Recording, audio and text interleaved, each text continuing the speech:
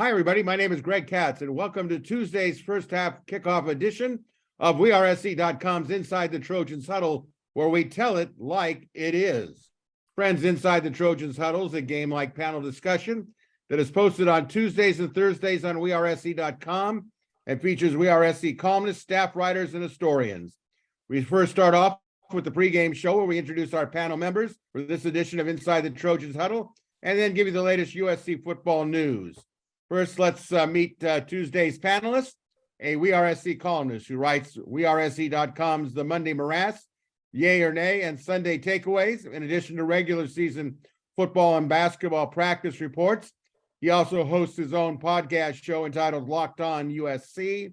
That's Mr. Marc Kulkin, a former William Jewell College defensive back and WeAreSC columnist who writes the popular WeAreSC.com column Musings with Arledge.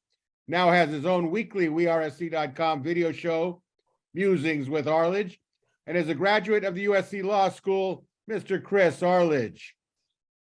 Editor-in-chief of WeAreSC.com, a respected columnist, recruiting guru, and a graduate of USC, Mr. Erik McKinney.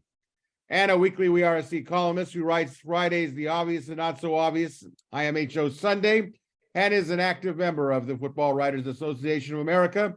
Your moderator and producer of Inside the Trojans Huddle, that's me, Greg Katz.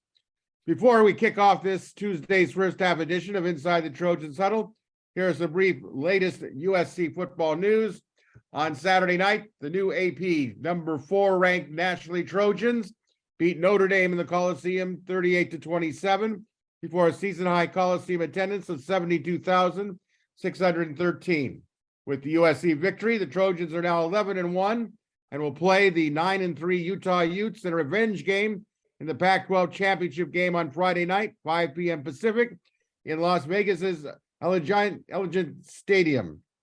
The Trojans have opened a 2.5-point favorite over the Utah Utes, and with the big victory over Notre Dame, leading the Trojans on offense, of course, was quarterback Caleb Williams with 3 rushing touchdowns and 232 yards passing and 1 touchdown. Defensively, the Trojans shocked the Irish by giving up just 90 yards on the ground, although the USC defense did give up 318 yards through the air. Friends, WeAreSC's Inside the Trojan Huddle greatly appreciates your viewer and listenership, and we encourage you, those of you watching on sites like YouTube, to click on the red subscriber and like buttons. It's greatly valued and it's free. And as a courtesy reminder for those of you that are not currently a subscriber member of WeAreSC.com, right now, for $10, you can access all the WeAreSC premium stories, analysis, and videos. The current new member deal gives you complete coverage throughout the season, the bowl game, recruiting, spring football, all the way up to next season's WeAreSC.com cycle, which ends on August 31st, 2023. Okay, panel, we kick off Tuesday's first half with the following. USC is now number 4 in the AP poll and is expected to be number 4 in the college football playoff poll. How good are these Trojans up to this point of the season? And what has been the biggest improvement in this late season as we approach the big announcement coming up this weekend? Mark, where have the Trojans improved the most this late in the season? And how good are they? They're definitely one of the top 4 teams in the country.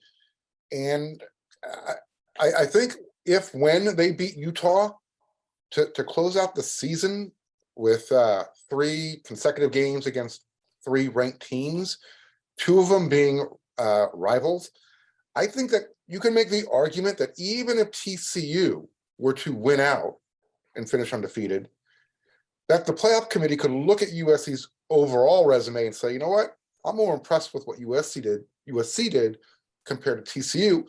I actually think USC is one of the top 3 teams in the country. And where have they had their biggest improvement? It's the rush defense. I mean, that stands out like a sore thumb. To literally hold UCLA's, Zach Charbonnet to less than 100, and then to follow that up and be the more physical team than Notre Dame. That's their bread and butter. That's their cabbage. USC took it to them and beat them at their own game. Yeah, they gave up 300 yards through the air, but I'll take that trade-off. and the jeweled shillelagh. Game over. All right, Chris Arledge, how much has USC improved late in the season here? And how good are the Trojans nationally? Well, Mark is right. The biggest change from the beginning of the season was what has been the rush defense, which was downright bad early in the year, and right now looks pretty decent.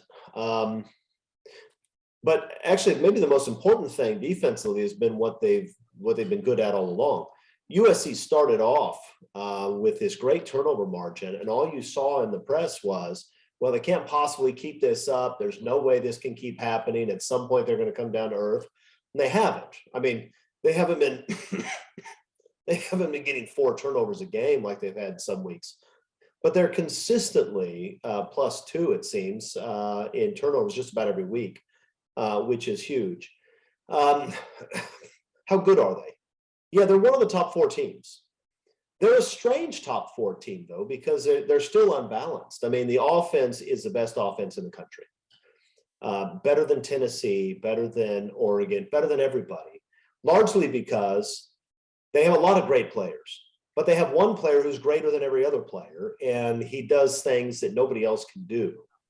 And he creates problems that I don't know how you solve as a defensive coordinator, right? You see some of those runs against Notre Dame where he holds on to the ball forever because he can, right? He holds on to the ball forever because he can get away with it 98% of the time. Yeah, once or twice a game he'll get sacked doing that, and but you live with that. But the thing is, he's running around. It looks like a video game. It looks like you have Bo Jackson on Tecmo Bowl. And I don't know what you do as a defensive coordinator to deal with that. I mean, you can tell your guys, try to keep him in the pocket. But if all you try to do is keep him in the pocket, then he's got a bunch of wide receivers that are good and will get open. They'll get it to him.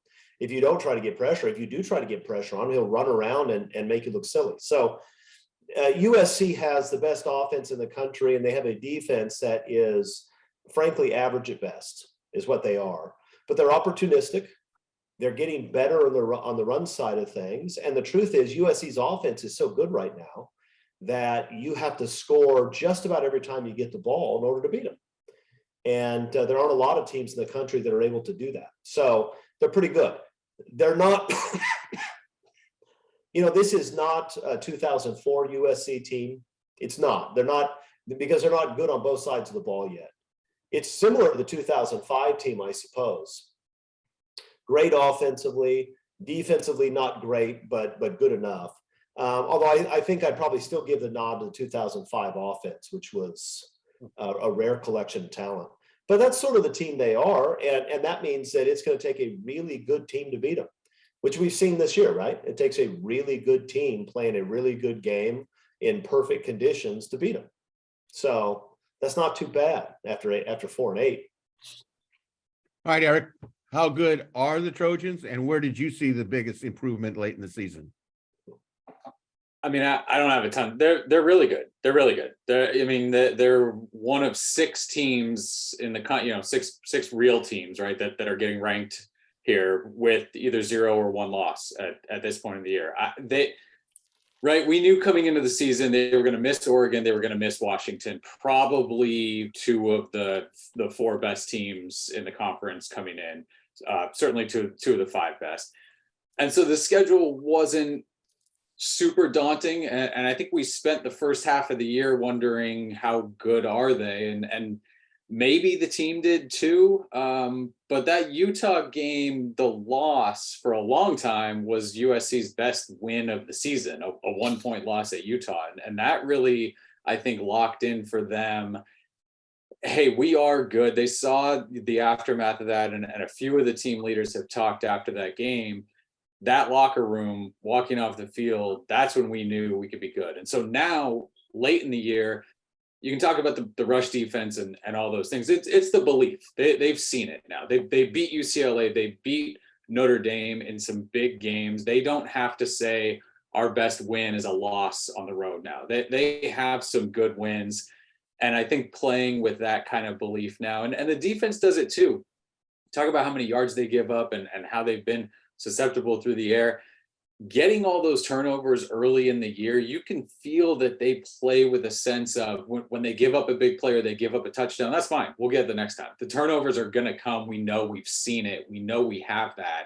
And so they've been able to kind of stay up and not get down all season long. I think that's big. And that's what I see from this team is just belief that they can go beat someone. You know what, if they, we're going to get into ifs here. If they beat Utah, if they get lined up against Michigan or Georgia, they're going to go into that game thinking they can believe. I don't know how many USC fans or national, reporters or writers are going to feel the same way they do, but that USC team is going to show up and they're going to think that they can play with anybody. And that's big, especially at this point in the year. Well, I think that USC is definitely a number 4 seed at worst. I don't trust the college football playoff committee to get it right. They've been harping the last couple of weeks, of course, how bad SC's defense is. And certainly I understand why they said that. But like Lincoln Riley said, we're so sick of reading about that, so sick of hearing about that they've actually, I think, have upped their game even more. And like Chris said, look, if they're average at best, that's all they need to be with this. And as far as where they have improved the most, obviously, I think the rush defense, like you guys have said, it's pretty obvious that when you hold Charbonnet to under 100 yards and Notre Dame, whose bread and butter was running attack, to under 100 yards, you're doing something right. I think in the end, they could make a real statement in the Pac-12 conference championship game. They'll have passed the test as far as everyone's concerned. But like I said, it would certainly help if TCU would lose in the Big 12 championship game this weekend. So let's move on here. Panel, can USC climb higher than a number 4 seed in the college football rankings? Not to get too far ahead of ourselves, there would be a big difference playing probable number 2 Michigan in Glendale, Arizona, as opposed to playing number 1 Georgia in Atlanta, which is basically their backyard. Mark, your thoughts on this? Yeah, I kind of touched on it in the opening segment there. I do think so. Whether or not, even if TCU wins, remember the last time they played Kansas State, that was at in Fort Worth, I believe, and TCU had to come back to win that game. So that shows me that, I think it shows everybody that KSU can play with the Horned Frogs. So if the game's close and USC goes out and takes care of business, again, you win the season with 3 consecutive wins against ranked opponents. And you look back and you think, all right, well, Oregon State, that win on the road earlier in the year is much more impressive now than it was then. They came back from 28 points down to knock off Chris's favorite team, Oregon, over the weekend. So, I think USC can get to number 3. And I think USC fans will appreciate that because the travel will be a lot less. Chris, what's your thoughts on this? Are they going to get higher than? We're assuming they're going to be number 4. What's your thoughts on this? Can they get to 4? Can they get higher than 4? The matchups make a difference. What do you think? They'll absolutely be number 4 if they're going to be number 4 tomorrow, and they'll absolutely be number 4 if they beat Utah. I don't think they get to number 3 unless TCU loses. I think that 0 behind. I think that 0 in TCU's record is going to be too much to overcome. But TCU could easily lose to K-State. Mark pointed out that first game was a very tight game. K-State or TCU didn't pull ahead until late in the third, and the game really wasn't decided until an interception with about 4 minutes left. TCU is. I was going to say TCU is not playing at home this time, although they kind of are. They're moving from Fort Worth to Dallas. It's 30 minutes, so they are, I suppose, still at home. I think they'll. So I think they're likely to win, but it wouldn't be shocking if K-State beat them. I don't think there's any way Georgia is going to lose to LSU. I don't think there's any way in the world that Michigan's going to lose to a terrible Purdue team. So I think USC probably comes in at 4. Sorry. And that's not a terrible place to be. Eric, your thoughts? No, they can't get to 3 unless TCU loses. Like Chris said, the undefeated thing pushes them. And then In last week's rankings, Kansas State was 12 and Utah was 14, and there was nothing this week that, you know, we don't have this week's rankings out yet, but Kansas State is certainly going to stay ahead of Utah for the CFP. So the committee is not going to see a USC win against Utah being more significant than a TCU win against Kansas State. Now, sure, I'm with everybody else. I think Kansas State definitely has a shot in that one. I think Utah has a shot in the Pac-12 one. I mean, you have those rematches, and you just don't know what's going to help or hurt or any of those things. It's kind of interesting. But looking at if you're 4 or if you're 3, gosh, I think Michigan is good. I think the idea of, oh, you really don't want to get Georgia, you want to get Michigan. Those are 2 teams for me where that's a lot to chew. That's a lot to chew on playing either one of those teams. So I don't see 3. I get moving from, you know, having to go play Georgia in Georgia to playing Michigan and Arizona. That's much more comfortable if you're USC, but it's not a cakewalk to the final. Just saying, oh, we get Michigan here. That's a really good team. Well, I don't see SC jumping TCU either. I think that TCU being undefeated, unless SC just puts a whipping on Utah that you just can't get it out of your mind, and I don't even know if that would make a difference. You know, if they're in the playoffs, that's really the most important thing to me at this point in time. If they can beat Utah, it'll play itself out, and boy, wouldn't that would be just absolutely exciting for everybody, including the country, to see Caleb Williams on center stage, which takes us to our next question, which is probably a rhetorical question, of course. Panel, did Caleb Williams secure the Heisman Trophy on Saturday night against Notre Dame? Could a poor performance in the Pac-12 title game by Caleb affect the voters? What do you think, Mark? Yes, he did. I mean, he struck the pose. His teammates crowned him, literally. And I don't know. He would have to literally have a CJ Stroud type of game at Northwestern, where he threw for like 80 yards, 4 interceptions. Just, it would have to be the anti-Caleb for him to lose the award. I mean, Bryce Young's still hanging out there, but you know, he doesn't have it. His next game is what, the bowl game? So who's his competition right now? Chris, is he got it locked up? I think it's as close to being locked up as it can be. I mean, if he just completely fell apart against Utah and embarrassed himself, then that might allow Stroud to sneak back into the competition. But that's not going to happen. I mean, he might turn the ball over, but he's still going to be Superman. That's the thing. The thing about being Superman is you're still going to be Superman. Even if you throw a couple of picks, he's still going to go out there and do things that Stroud could never do in his wildest dreams. I mean, this is the reason why he's going to win it, because if you watch, look, the kid at Alabama is a great football player.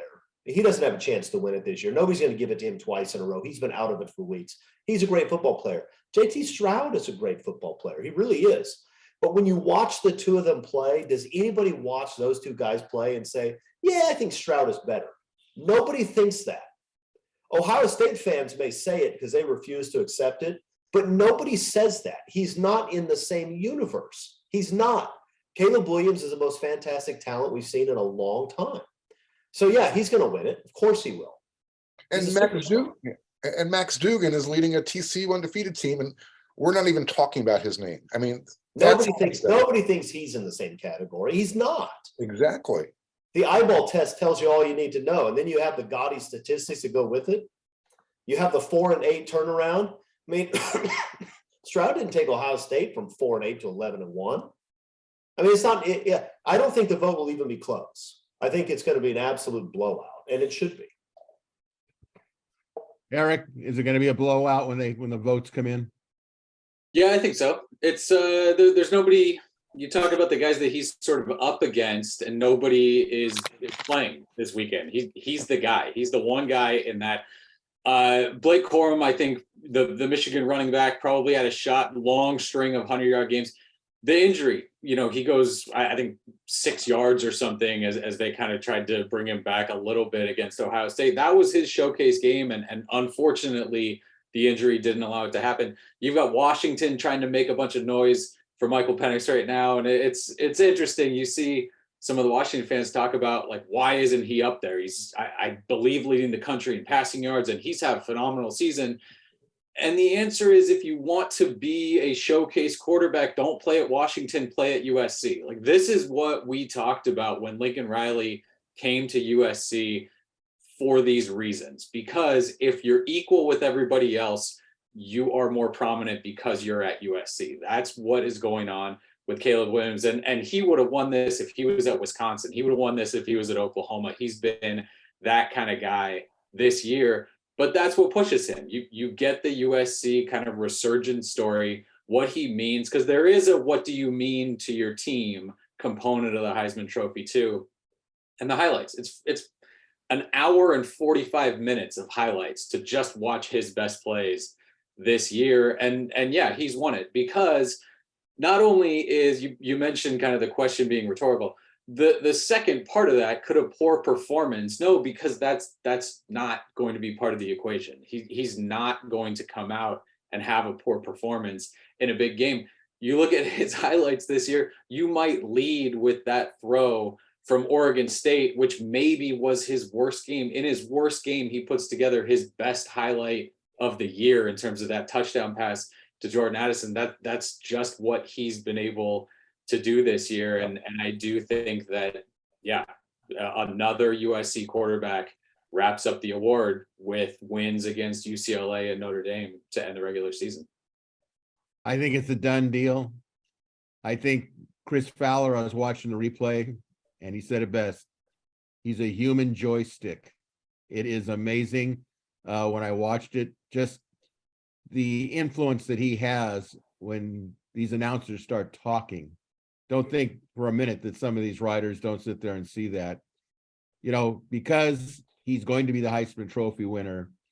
SC is going to be right in there if they're in that playoffs. He gives you a chance to win it all. You could say maybe the rest of the team isn't that good, but he is that good. And we know that if you get a super quarterback, and he's a quarterback of a generational player, anything is possible with him. And I think when people look at it, they'll say, this is ridiculous. Just give him the award and let's move on. Panel, how impressed are you with Saturday night's Coliseum attendance for the Notre Dame game? Did Riley's victory in the Coliseum in the last home game of the season set the stage for big attendance numbers in 2023 with the probable Heisman Trophy winning quarterback Caleb Williams returning? Mark, how impressed were you with the attendance and the overall atmosphere in the Coliseum? You know what? If we're going to give out grades, I'll give the Coliseum crowd an A-. Look, little late arriving. I understand the students were still away for the most part, because of the holiday.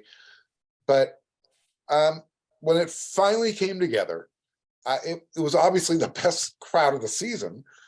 And yes, not because of what happened this past Saturday, but because of the culmination of what's happened this season, from 4-8 to 11-1 to the conference championship game and a potential playoff opportunity. Everybody who sat back and waited now is going to pay the price next year because those tickets are going to be in high demand. That's the way it is. We talk about, hey, get out there this year, go to the game. Well, it was a slow burn. And it took till the Notre Dame game when USC was 10-1 for everyone to say, all right, we're going. And now hopefully everybody's bought in. The Goodyear blimp was there for the first time this year, which was cool to see. So you knew it was a big game. The only thing missing, I guess, was Keith Jackson's voice calling it. So rest in peace. Chris, you were there in the stands. What was it like? It was a great atmosphere. Here's the thing. USC does not have the natural home field advantage that other programs have.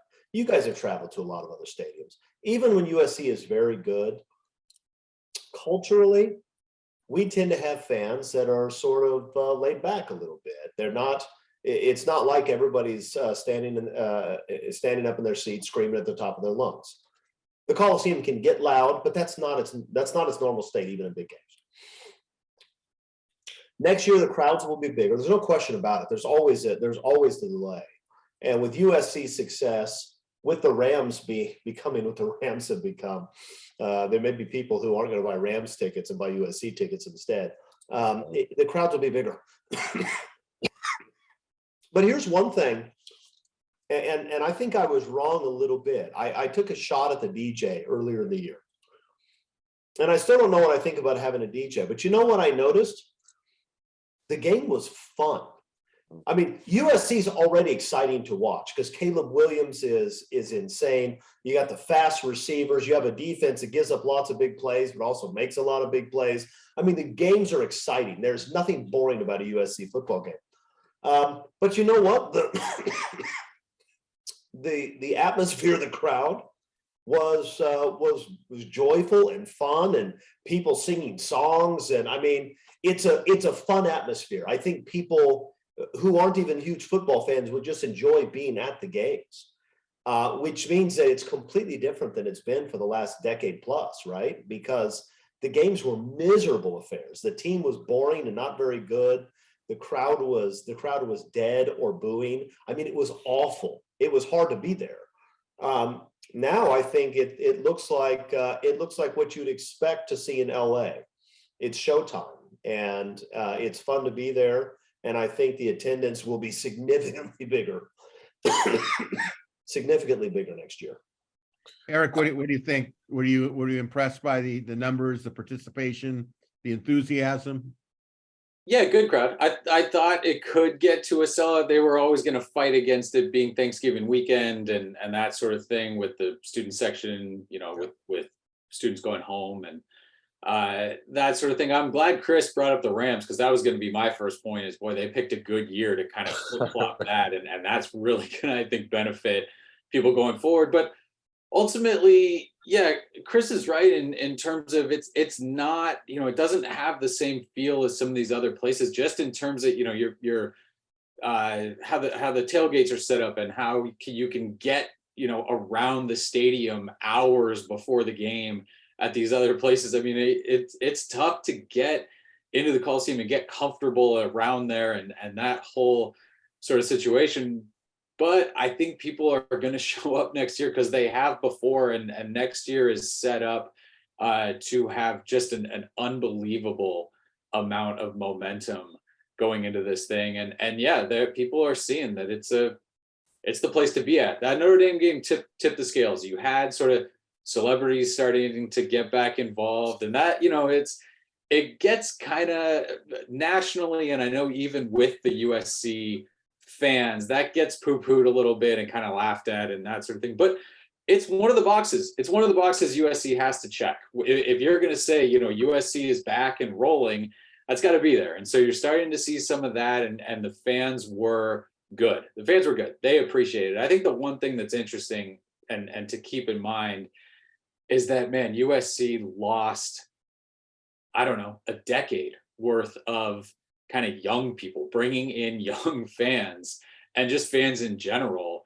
just actively turning people off of USC football. So the mountain to climb in terms of reaching out and bringing the fans back, that might be tougher than building the roster the way Lincoln Riley wanted to and actually getting a good team back on the field. So still work to do, I think, in terms of making this a must go to event every week. But the product on the field, the players like Caleb Williams, I think Lincoln Riley's sort of attitude about the whole thing, those are all big selling points. You factor in that the Chargers are never going to have an LA fan base, and the Rams are doing what they're doing. And yeah, this is going to be ticket number one. Especially they have a chance to end the season, in a big way here, and generate, like I said, just a massive amount of momentum going into next year. Well, I think you can't erase 10 years of broken credibility. And you can't do it when you went through a COVID situation, coaching situation. I think people were kind of like hesitant to do it. I thought all your points were, all of you made really solid points. You know, Pete Carroll had to get his 2002 team going in a way, and then it all exploded from there. I was a little disappointed that it wasn't totally full, but I will go with, so I think I said this in the press box. I really wasn't thrilled with the DJ per se, but something? In the old days, you'd have yell leaders that would get the crowd, chanting the Southern California spell out, the whole deal. And this guy, maybe because the fans were really, really into it, they were responding. I mean, they were playing songs and they'd stop the music and they're, don't stop believing. I mean, it was, how should I put it? A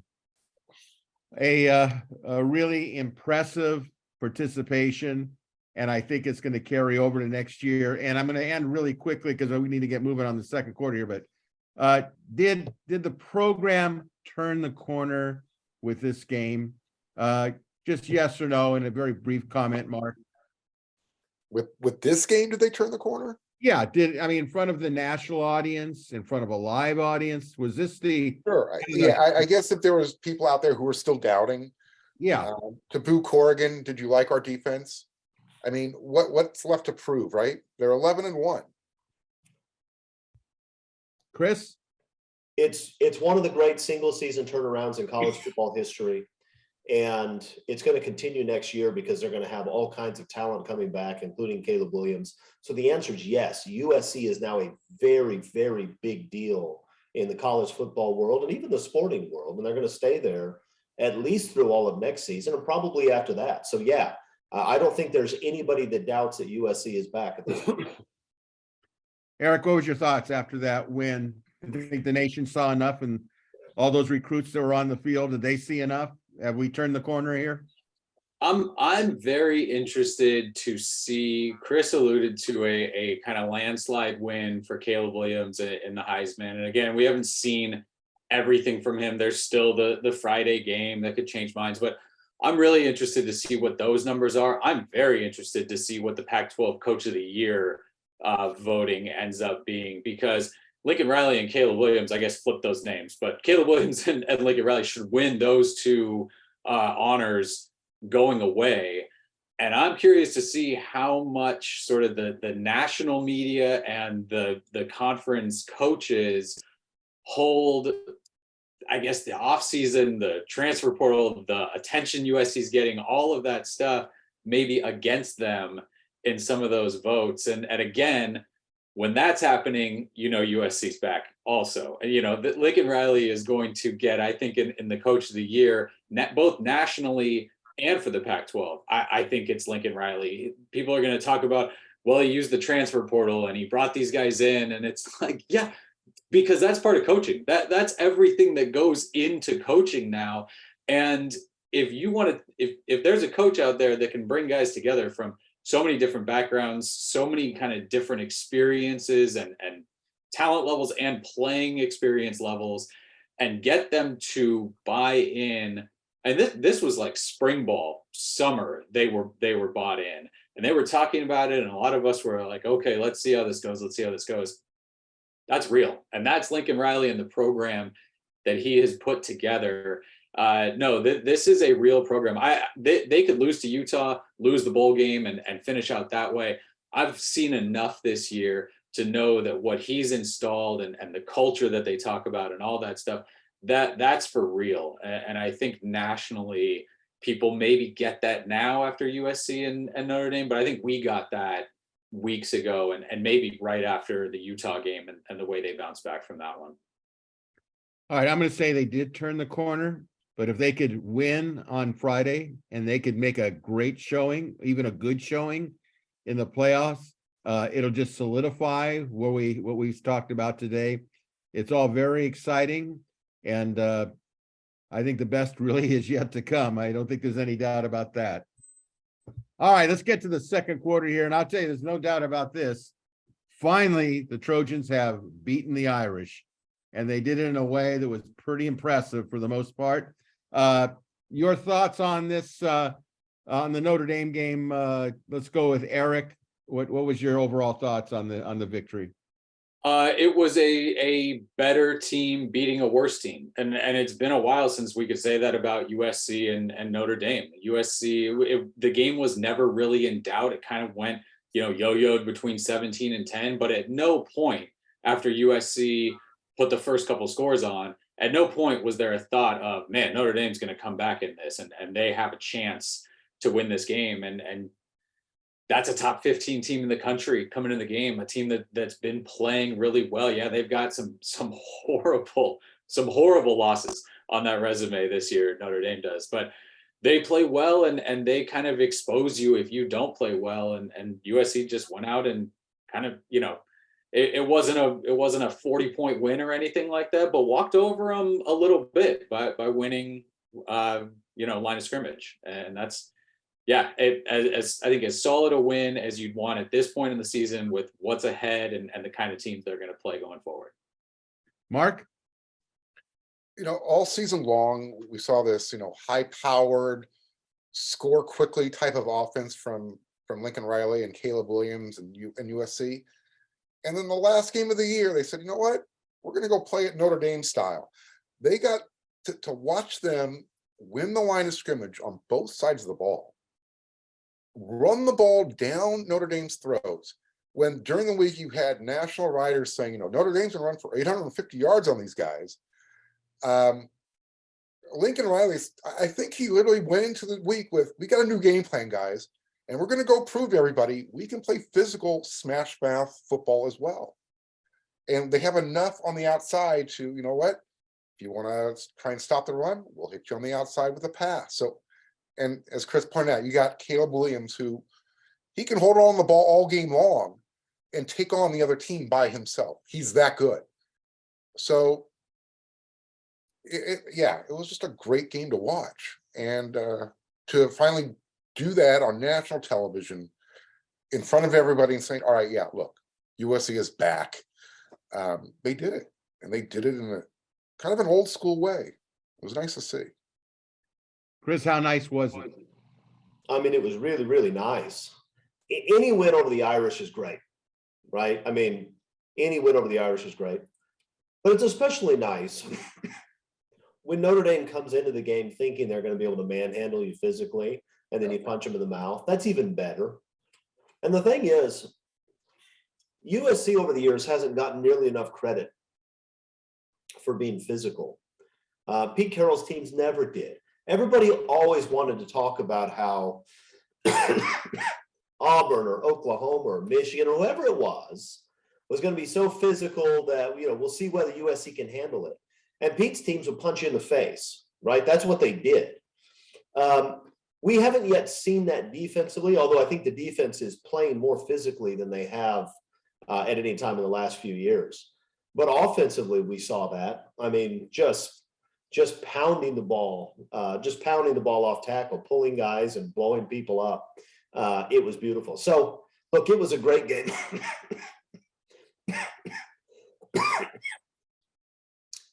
It was a great game. It was a spectacle. And they did it at just the right moment, not only the last game of the season, but on rivalry week, when you have the primetime game all to yourself. I don't know what the ratings are going to show, but there were a lot of people watching that game. It was perfect. Yeah, I will say this. I think anytime from this point on that people can watch Caleb Williams do his performance, they're going to watch. He's just that entertaining. The idea that SC finally is physical and is punching back and took it to Notre Dame. All those years of hearing we're going to be physical, and we all know from our backgrounds in sports, we weren't physical at all. It was an embarrassment. It was an embarrassment to the legacy of all the great players that have played at SC who were really physical. I felt like USC got its mojo back. I felt that at I was a little disappointed with that Pine was able to pass the ball like he did. I mean, that was the last thing for my mind, that he'd be able to do it. But overall, SC, when they start beating Notre Dame, that's a turnaround sign to me. Long time coming, but it was really worth the wait when you have to look back on it. So let's move on. We're going to get specific grades for each individual offensive unit. Make your comments brief, please. We'll go with quarterback, running backs, wide receiver, tight end, offensive line. We'll go in the order of Erik, Marc, Chris, and myself. So Erik, give us your grades on those 4 categories, and with a brief statement. Yeah, I mean, I think Caleb probably gets an A for that performance. It's just it's the play, but it's also just the leadership and everything that goes into what he does for this program. I'm going to give Austin Jones an A too at running back. I know other guys took carries too, but just unbelievable. Everything we were saying about Travis Dye early in the year, what a rock he is, and everything he does. And Austin Jones just goes, yeah, I'm here too. And picks it up, same exact thing. Last 2 games, unbelievable from him. The wide receivers, tight ends, I don't know, B+, you're grading them against themselves and how good they can be. And it just wasn't a massive game from any of those guys. I liked some of the stuff that they got to do. And I know Mario probably wants that throw over a couple times to try to hit Caleb there. And then the offensive line, again, I'm giving him an A. Yeah, Caleb, there was some pressure on him and a couple sacks, and it wasn't flawless at all. But again, you go out, you do that to Notre Dame, you run the way they did, and you play a game where it's never really in doubt against Notre Dame, and you're getting an A for the offensive line. Marc, grades. Yeah, Caleb, A+. There's just nothing left really to say about him. We've done that throughout the year. We've done this in the show. A+. Austin Jones, running backs, A. That was a career high for Austin Jones. 154 yards, 25 carries, I think was the number. So to do that against Notre Dame is, again, A. Rayleigh Brown, nice touchdown as well. Offensive line, let's remember, Voorhees had to leave the game again. So they did all this with the offensive line moving multiple pieces around again, and they don't lose any production. And remember, Erik, one of those sacks is actually on Caleb. Lincoln called him out after the game. So, and then as far as the wide receivers, I'll agree with Erik. I'll go B+, and only because Jordan Addison almost fumbled the ball, and it had to go to replay. Thankfully, they got it right. But one last thing to remind everyone, USC on offense this year, throughout the regular season so far, has not fumbled the ball. Incredible. Amazing statistic. Just incredible. Chris, how did you grade him out? I'm good with those same grades. But Marc just said that there's not much more to say about Caleb Williams. I want to say something more about Caleb Williams. Caleb gets an A+, but here's the thing. I want you to compare what you see with USC to what you see with Michigan right now, who's a really good football team, right? That Michigan team's a really good football team. Harbaugh has turned them into the program that I thought he would turn them into when he first went there. But they don't have anything flashy and exciting to watch. I mean, they're good, and they even make big plays. Caleb Williams is one of those unique talents that changes the nature of the program in some ways. Think about how long it was after Reggie Bush left USC that high school kids are still talking about Reggie Bush, right? For years after Bush left. Caleb Williams is that guy. And when you have a performance like he had the other night, where some of those runs, especially the one where he spins around, goes to his right, cuts upfield, cuts all the way across the field, straight arms a Notre Dame defensive back right onto his back. You have plays like that. You have these insane Reggie Bush-like moments. It doesn't just win you a football game. it wins you fans from all over the country. It went all these kids that we were talking about having lost over this last decade of dumpster fire. Those kids are going to come back because they're seeing Caleb Williams, and they're going to watch him all next year. And USC is going to have an entire generation of fans in Southern California and in other places that became USC fans and will be USC fans for years because of that guy and the type of performance he put in the other night. That's a really big deal for the program. So if I could give a grade higher than A+, I would. Everybody else gets the same grades that Mark and Eric gave.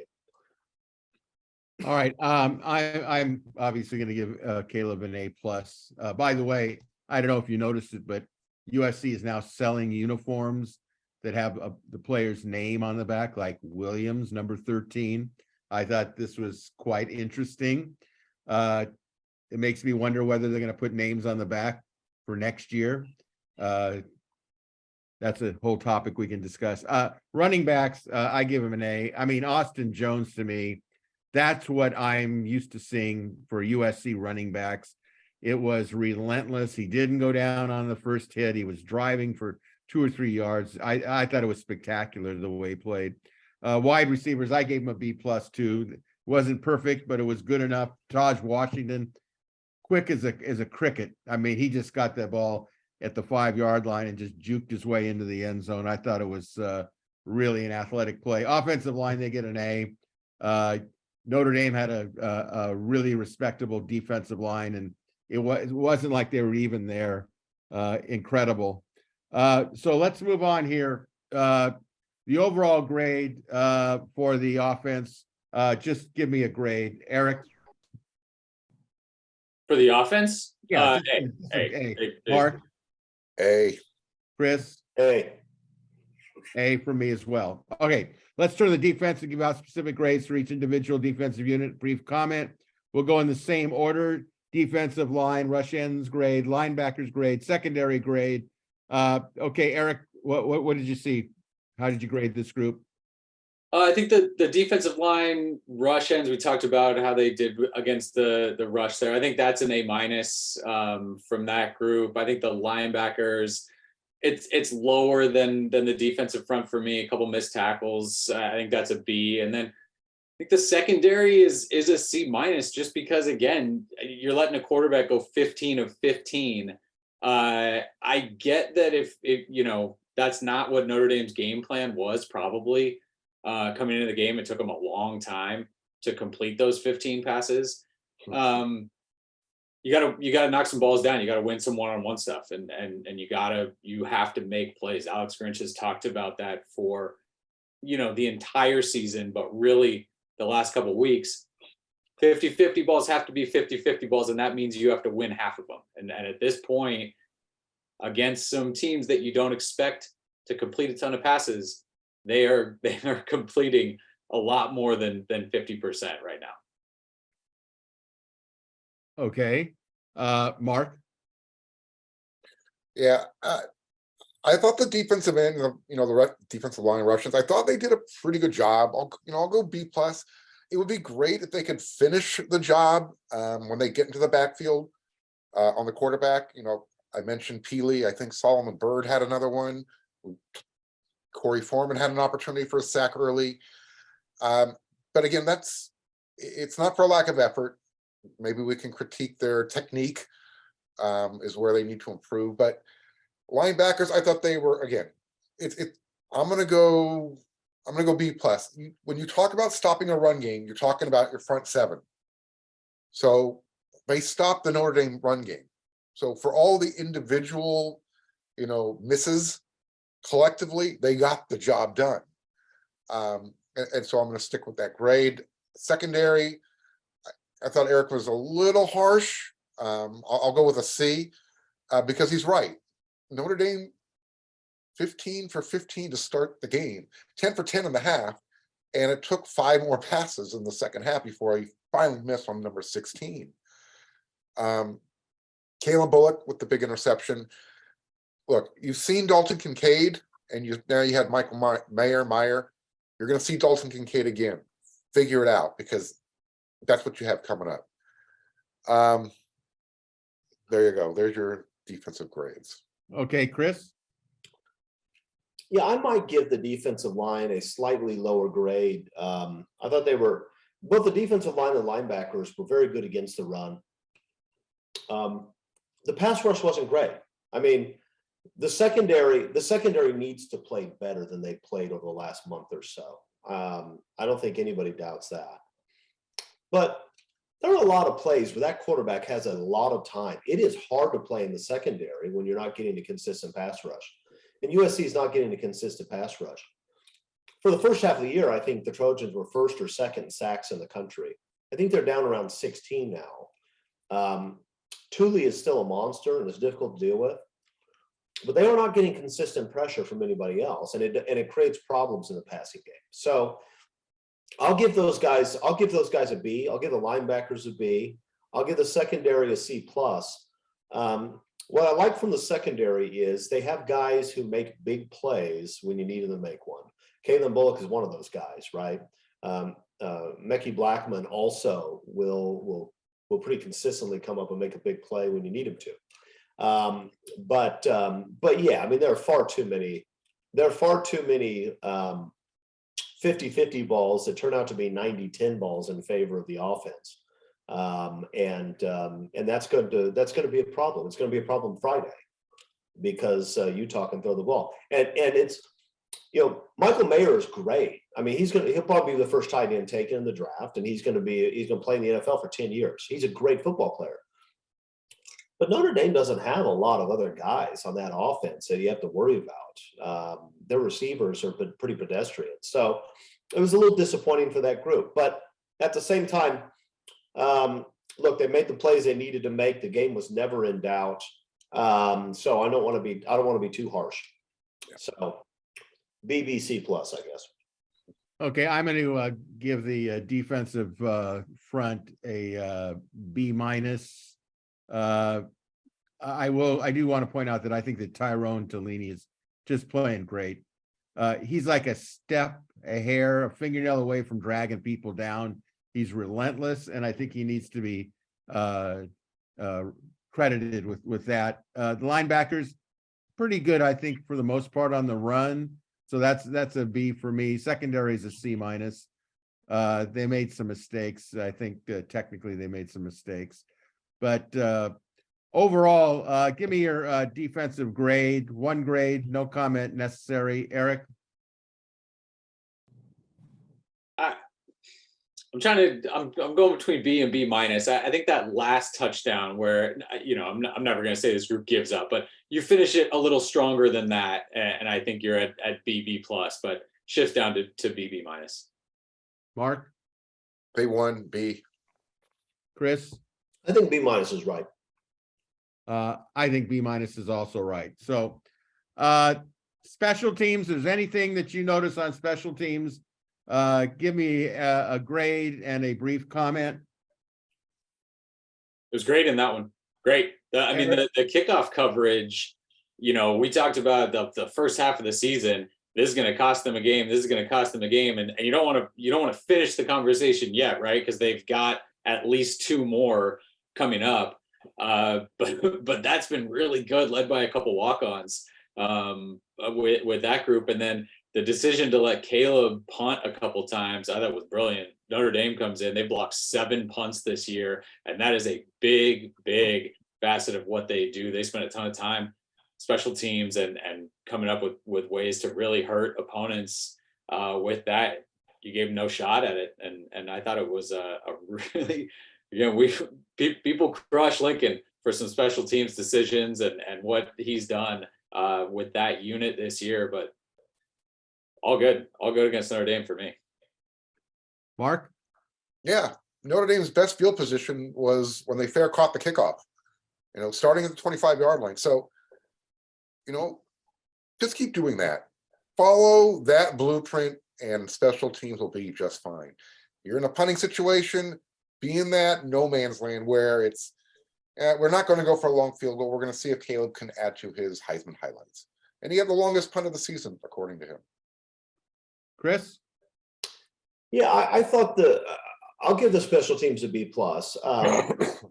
I did think, am I crazy? I thought there was one kickoff that Notre Dame took back past the 40-yard line. There was one kickoff Around the left side. So Yeah. here's the thing. The kickoff coverage was fantastic, except for that one kickoff. And I'm not sure, but I think he may have kicked it too close to the middle of the field. I think that may have been the problem. I don't know. I'd have to go back and look at the film, which I was too lazy to do. But I'll say this.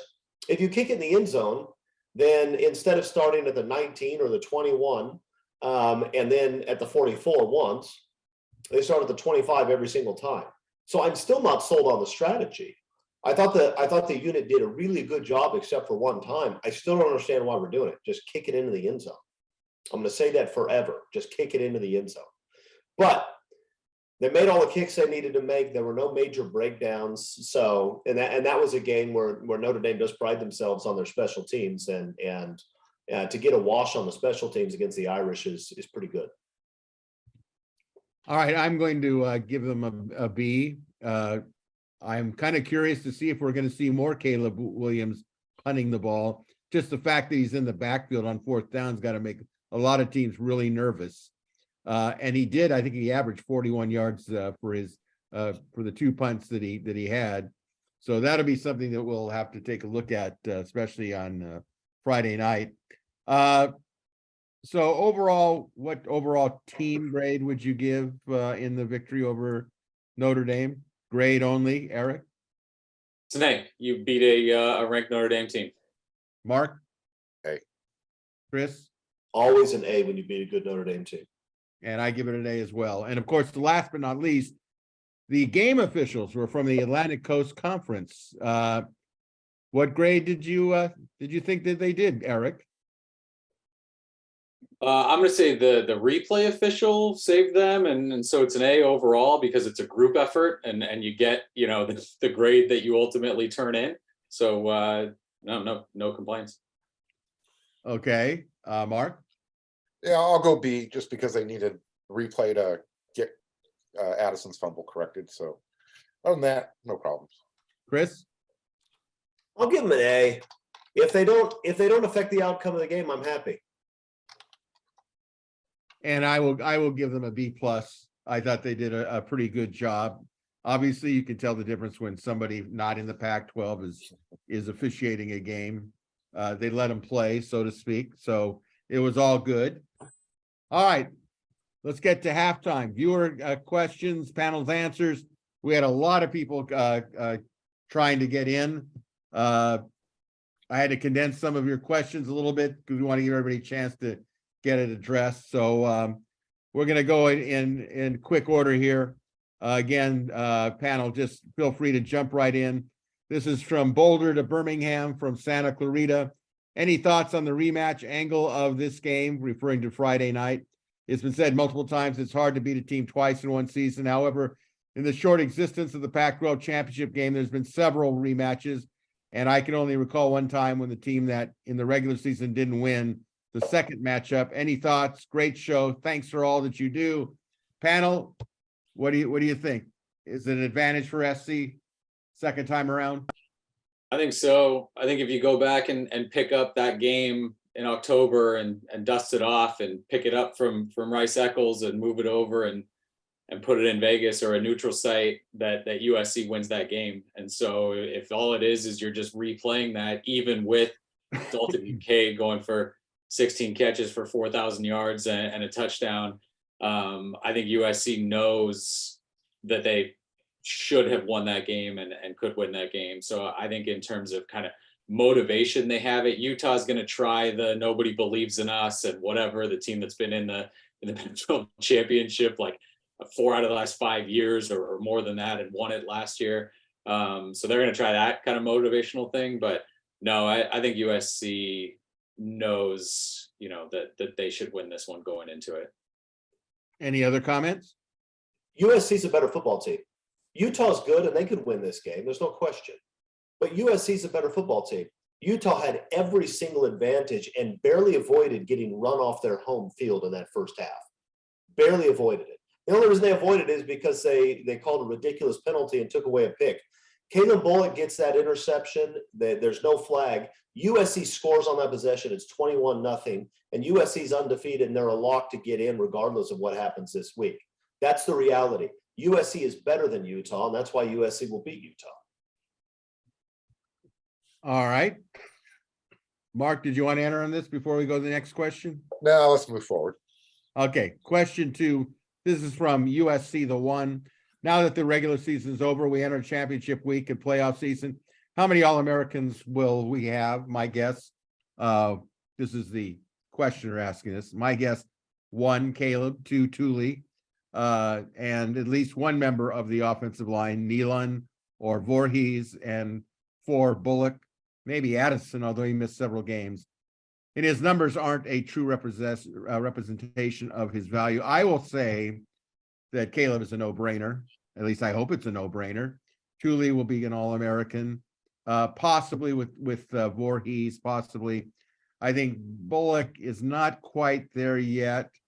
And Addison, it's going to be interesting with Addison because he missed games, but maybe in these last couple of games, he's going to come through with the games that people expect that he was an All-American last year. Anybody else have any thoughts on this? Well, there's so many different All-American publications. I mean, I mean, the guys you named, Caleb, Thule, Voorhees, he starting preseason All-American. I see no reason why he won't finish postseason All-American. Caleb Bullock was a freshman All-American. He's got 5 interceptions on the season so far. I don't know. I think USC's offensive line deserves an All-American. Fred Nealon will get it. Hmm? Fred Nealon will get it. Why do you say that, Eric? I think a lot of times for offensive line, they go to numbers and how they grade out. Brett Nealon grades out incredibly well. He's a top 2, I think, center, maybe the top graded center. And the USC offensive line, being a Joe Moore Award finalist, they're gonna get a guy. He's the leader, a center. I think if Voorhees hadn't missed time, it would have been him, and it could still be, right? Like these voters, they're not breaking down film and watching all that stuff. It's name recognition and it's program recognition a lot of times on some of these things. So I could see either one of them. I think Brett Nealon is absolutely deserving to land on one of those teams. So I don't know if we're talking just first team All-Americans, which will be 2, Caleb and Thule. I think Thule's already guaranteed that because he's a finalist for some of these awards. But I could see Nealon and Voorhees, but I think Brett Nealon absolutely deserving to be there at the center. And then Kalen will be interesting if USC defenders get votes, just because, again, the narrative all season is the USC defense isn't good, and that's what a lot of the voters, that's what a lot of them know. And then for wide receivers, they're going to look at stats, and Jordan Addison's not going to be up there with some of the guys that have played the whole season and caught a ton of passes. So I could see 3 with one of the offensive linemen, and Thule and Caleb. I agree with that analysis. Okay, from JM641 in the Midwest. What are your thoughts on how we played tight end Michael Mayer, including having Thule's body him at the line of scrimmage in some instances? And what would you prescribe to keep Utah from having complete success with their tight end? Mug him off the line with 2 guys. You got to get him out of rhythm and tackle him when he catches the ball instead of allowing him to have monster yards after catch. I don't think they're going to do anything different. Mm-hmm. I think that the way Alex Grinch looks at this is we need to play solid run defense. I'm not going to do anything screwy with my defense that's going to cause problems with my run defense. And in the secondary, we're just going to have to make plays. Tackle when we have a chance to tackle. If we get a chance to get a hand on the ball, you got to catch it. And I think he figures that's the way to win this game. I'm not convinced he's wrong. I mean, I don't want to see that Utah tight end catch 38 balls again, but I don't think he will. He's going to have a big game because USC struggles to cover any tight end. So he's going to have a big game. But if he gets 120 yards receiving, but they shut down the running game and they get a pick or 2, they're going to win the game. And I think Alex Grinch knows that. I think he's going to play it straight up. Yeah, if he goes 16 for 4,000 and a touchdown again, you tip your hat. But you look back at that last game, I think he had somewhere around 100 yards after the catch. That's through missed tackles. And remember, Shane Lee, that was the first game that he was playing with that big cast club on his hand, and he struggled to tackle with that one. Dalton Kincaid had a catch down the sideline against Max Williams where I think they initially ruled it out of bounds and his foot lands in bounds by 2 inches, right? That goes a different way. And then there was a catch that he had over the middle where USC went sort of high-low on him with Shane Lee running down the middle and a safety over the top. Just placed perfectly, great catch in between that.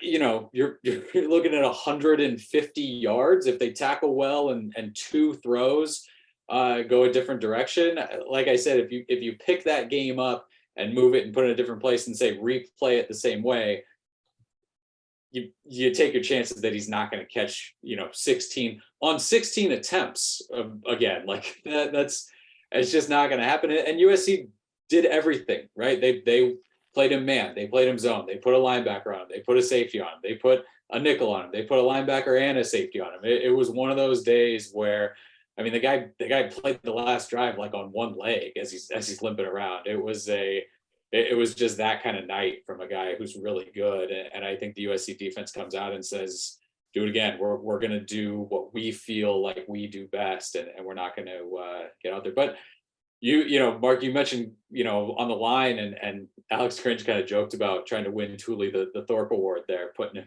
him outside and letting him hit Michael Mayer off the line. So there might be some wrinkles in there for him, but I think ultimately you try to do what you do best and try to make him beat you without just running the ball the way Utah typically wants to. Or you hire Jeff Galooly, one or the other. Yeah, I mean, look, it was an interesting gimmick putting Thule out there. But you know what I want Thule? I want him rushing the quarterback.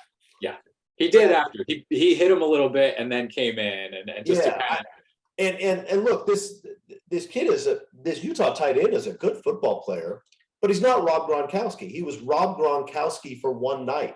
I don't think he can do it again. He's never been Rob Gronkowski before or since. He's not going to do that again. Just play him straight up and tackle people. All right, let's move on here. This is from Intensify from Torrance, Redondo Beach, and Half Moon Bay. 3 questions, but we're just going to take one of them. Who is likely to enter the portal given USC has shown itself to be for real going forward that we would take in a heartbeat?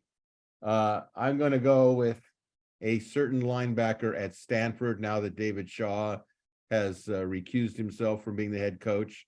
The linebacker is from Mater Dei. His parents love USC. And I think most people know who I'm talking about, but in honor of not trying to call anybody out by name, I'll just say he's one that I think is a very strong possibility in the future. Anybody hear any other names that they want to donate? I'm glad you didn't mention his name, Greg, because I don't think anybody can figure out who you're talking about. You kept it secret. It was good. Well done, Greg. The portal is going to be unbelievable. December 5th, that Monday is when it opens. 75% of college football players. I mean, that's a guess by me. I don't know if I'm going to be that far off, just throwing a number like that out there. Everybody is going to be on the move and at least take a look. I don't think that we've seen some craziness with the portal. I think this year is going to be more than anything out there. They see what high school kids are getting in NIL, right? Not the real NIL, but what they're doing. And they're saying, yeah, let's go get some of that, right? Let's go through the recruiting process again at a time where we can have our hands out and we can go get some things. And I do think that USC, based on what they've done this year is win on the field, but they've done it by showcasing a transfer quarterback. They've done it by showcasing 2 big-time transfer running backs, a transfer cornerback that they just put out there and let play and go man coverage for an entire season, a transfer offensive lineman who came in and played really well for a really good offensive line. transfer linebackers who came in and started and put up really good stats.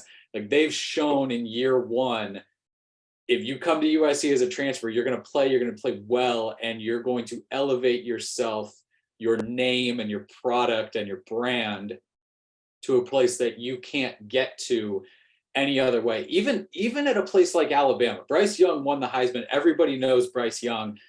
The defenders at Alabama, there's some really good ones out there. Will Anderson separated himself last year, but at a lot of these places, you kind of become part of a really good defense. I think Georgia, has that too. LA just gives you, and what they've been able to show, I think, you can separate yourself and you can become a big time guy. So yeah, I don't know if there are any names in the portal right now, because it's just so if you're in the portal right now, it's either that your coach left or got fired and you could go in early, or you're a grad transfer and you could go in early. But December 5th is the first day that people can get in there without those two stipulations. USC is going to do just fine in the transfer portal, and Lincoln Riley is going to have his pick, I think, of some big time names that are going to surprise people that win it. I mean, at this point last year, was anyone saying, man, I can't wait until Caleb Williams and Jordan Addison jump in the transfer portal? Like that was last year, and this year is going to have, I think, some names like that as well. Yeah, I mean, if you think about it, if you're a big time front seven guy defensively right now, you're looking at this situation saying, okay, Caleb Williams is coming back. They're going to have a bunch of offensive linemen back. They're going to back some receivers and Lincoln Riley. That team's going to score 45, 50 points a game. If I go there and get 12, 13, 14 sacks, we're going to be in the playoff. That's a pretty good spot to be. I'll be stunned if he doesn't load up on big time front seven guys this year. Stunned. All right, from Trojan fan in the Valley, how do we, I'm going to condense this one. How do we limit Cam Rising at quarterback for Utah?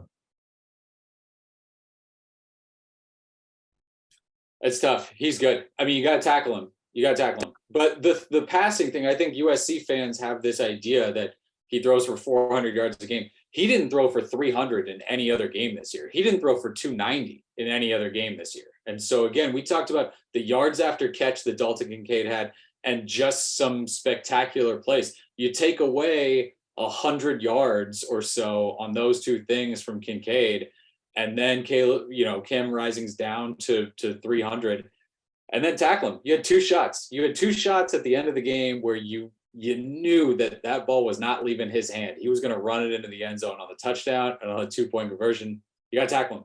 And get him down. USC had one tackle for loss against Utah. They had no sacks in that game. That's a good Utah offensive line. It's not phenomenal. It's not an offensive line that should shut USC out in 2 games in those two stats. And so you got to get to him in the pocket. I think that is what it comes down to.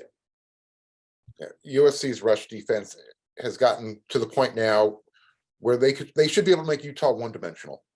And if you could, once you're able to do that as a defense, you should be able to win the game, especially when on offense you've got Caleb Williams. So you make them have to throw the ball too many times, mistakes happen. You get sacked, you fumble, you throw an interception. That's what USC needs to do. Just keep putting that rush defense out there. Everything will be fine. Keep in mind, there's very little correlation between giving up passing yards and winning football games, because what you'll find is that teams that score a lot of points are playing from ahead, and that means the opponent throws the ball all over the field. And they give, and so good teams often give up a lot of passing yards. What you need to get is you need to get some sacks, you need to get some picks, and you need to make them inefficient passing. I'm not worried about the yards. I want to see USC make some big plays against Rising. And if they do that, USC should win comfortably. All right, we're going to wrap it up here. We have a lot of questions, but this is probably the best one to wrap it up with, considering the Pac-12 Conference Championship game is Friday night. This is from Trojan Gift Horse in Santa Clarita. Gentlemen, why are the damn hotels so freaking expensive in Las Vegas for this week specifically? Do you think it would always be that way for the CCG? I know that business conferences are always bring numbers, but they never equal the rush for a big time college football game like this. I can tell you that all of us will tell you that the hotel rooms are very difficult to find. I was told by one of the hotels that the reason they're so hard to find right now is there's a giant Amazon convention going on. And there's also a rodeo that's going on, that it hasn't been this crowded except for maybe New Year's Eve. So that's what I was told. Anybody else hear anything? Yeah, everybody wants to go watch Caleb Williams. Well, you can't blame them for that. And with that, a reminder, if you have a question or comments for our panel, go to either the WeAreSC message boards, click on the thread that pertains to Inside the Trojans Huddle, viewer or listener questions. That'll do it for Tuesday's first half edition of Inside the Trojans Huddle. Reminder that in the Thursday edition of the Huddle, we'll kick off the second half with a deeper preview of the Pac-12 championship game between the Trojans and the Utah Utes, give our opinions on some of the other conference championships that are going to be played this weekend around the country. So until Thursday, a big thank you again to our panelists, Marc Kulkin, Chris Arledge, Erik McKinney, and a special thank you to all of you for watching or listening to Inside the Trojans Huddle. Hoping you're having a great week wherever you may be. Go Trojans. And until this Thursday, this is your moderator, Greg Katz, saying, beat the Utes and fight on, everybody.